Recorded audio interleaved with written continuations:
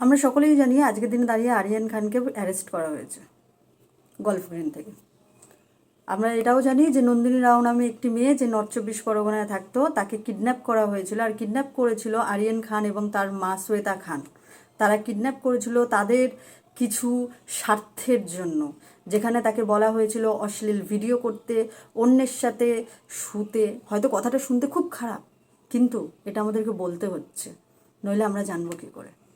শুধু তাই নয়, বার ডান্স মানে বারে ডান্স করার জন্য তাকে বারবার করে বলা হয়েছিল। সে তিনটের কোনোটাই করবে না বলে তার ওপর শারীরিক আর মানসিকভাবে এমনভাবে অত্যাচার করা হয়েছে যে 6 মাস ধরে মেয়েটির উপর, যে মেয়েটি সেই অত্যাচার নিতে না পেরে কোনো রকমভাবে একদিন একটা ফ্রাইডে লাস্ট নাইটে সে পালিয়ে আসতে, মানে সুযোগ পেয়ে সে পালিয়ে আসে। সে তো পালিয়ে আসতে পেরেছিল, তাই আজকে এফআইআর করে তাদেরকে ধরা পড়ানোর জন্য অনেক কিছু করা হয়েছে। ধরা পড়েছেও, আরিয়ান খান ধরা পড়েছে, শ্বেতা খান কি ধরা পড়েছে? এখন না হয় এবার আইনি ব্যবস্থা নেওয়া হবে, সে ধরা পড়েছে, তার উপর বিচার ব্যবস্থা হবে, অনেক কিছু হবে। কিন্তু আপনারা বলুন, এরকম চাকরির প্রলোভনে কখনো কোনোদিনও পা দেবেন না, কারণ এরকম চাকরির প্রলোভন কিন্তু নিজেদের জন্য ক্ষতির শিকার, ক্ষতির জাল বুনছে। আর এরকম সমাজে জানতে হবে যে আগে যে চাকরিটা বলছে সেই চাকরিটা কি, আগে যাচাই করুন, যাচাই করার পর সেই চাকরিতে পা দিন। আমাদের দিনে, আজকের দিনে দাঁড়িয়ে এরকম কিন্তু মানুষ প্রচুর আছে, তাই সতর্ক থাকুন, সচেতন হন। আর ইয়াং জেনারেশনের যেসব মেয়েরা চাইছেন সেলফ ডিপেন্ড হতে, সেলফ ডিপেন্ডেন্ট হওয়া মানেই কি যে কোনো কেউ বলবে আর সেখানেই চাকরি করতে চলে যাব? না, সেটা একদম না। যাচাই করুন, সব কিছু জিনিসের যাচাই করুন, যাচাই করতে শিখুন।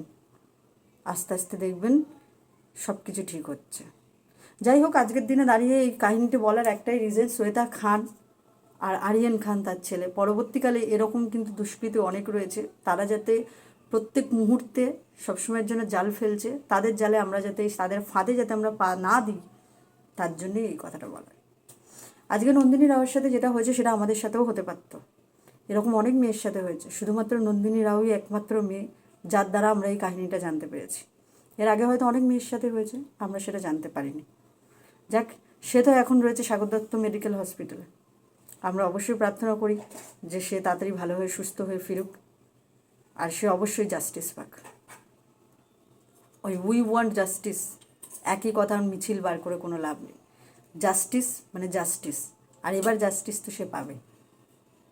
যাই হোক, আমার ভিডিও এই পর্যন্তই। সতর্ক থাকুন, সচেতন থাকুন, সবসময়ের জন্য চেষ্টা করুন কোনো রকম প্রলোভনে পা না দেওয়ার। নমস্কার।